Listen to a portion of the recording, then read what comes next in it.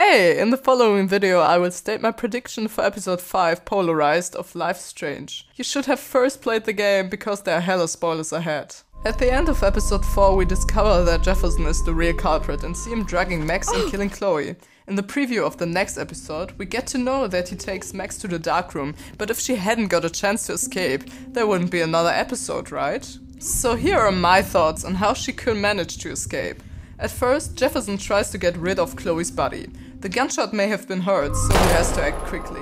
There aren't any hints about what he did to Chloe in the preview, but we can assume that he buried her in the junkyard, just like Rachel, or maybe took her with him and Max to the dark room. And now comes my theory. In episode 1, when Chloe and Max meet each other again after 5 years, Chloe finds out that Max was the one saving her in the bathroom earlier that day, and keeps Max's photo of the butterfly as a symbol of their reunion. And I'll snag this picture as a symbol of our reunion. Cool. In later episodes, we can examine that Chloe always carries this photo with her in the wallet located in her jacket.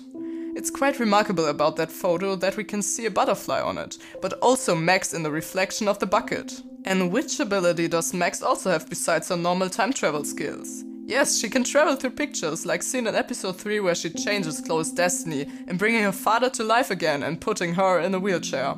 In other words, I'm really sure that there will be the possibility to travel through pictures again. It will be most likely this picture, because it's the only one that Max can reach at this point.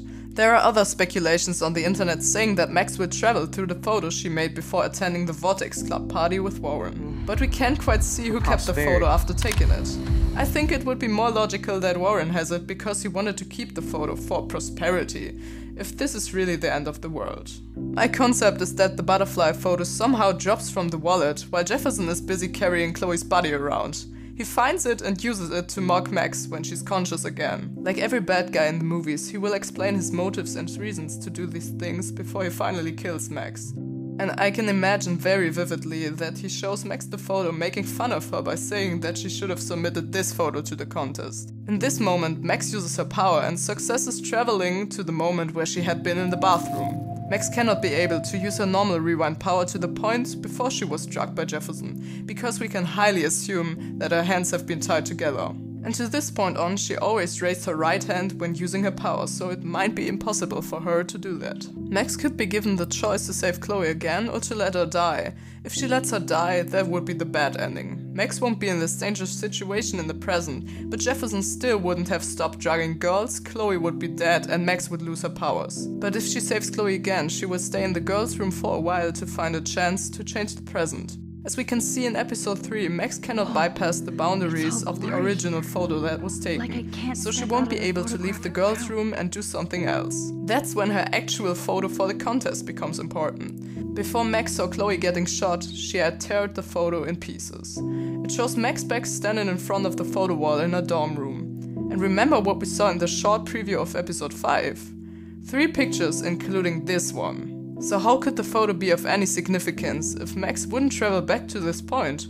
She hasn't got any chance to reach the picture in another way, so that's where my theory starts to get quite realistic for the game. In this scenario, she hasn't got any other chance because of the given boundaries of the photo, so it might be possible that she double photo travels. This is all I could connect from the hints at the end of episode 4, which is imaginable for me. But we will shortly see in episode 5 if anything of this proves true. However, one more thought about Chloe being dead or alive.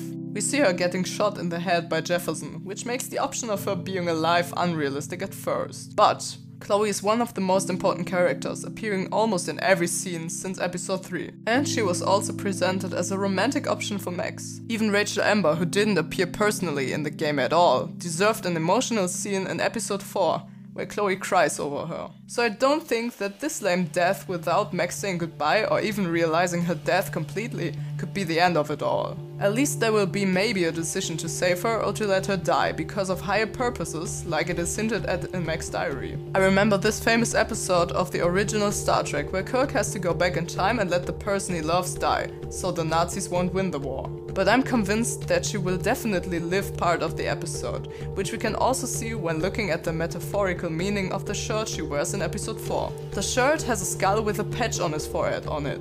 What does that remind you of? Yes, Chloe getting shot in her head.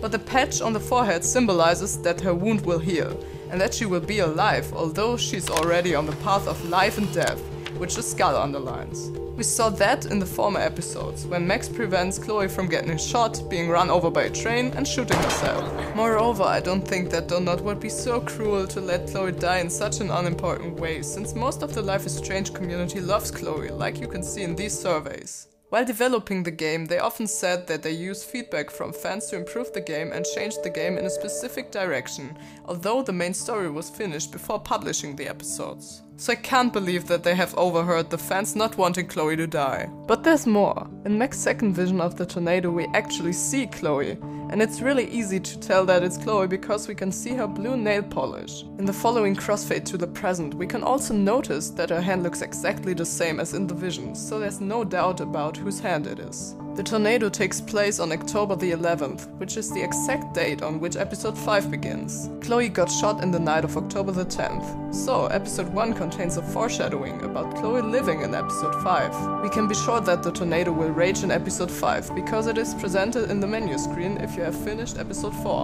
And in the former episodes you start in the precise scenery as seen in the menu screen. For example, after finishing episode 2, you can see a dark screen, and later episode 3 starts at night in these circumstances. That was all for today. I'm really excited for episode 5 and just wanted to share some thoughts of mine before it is published. I'm keen on discussing about what you think in the comments. Thanks for watching. Bye!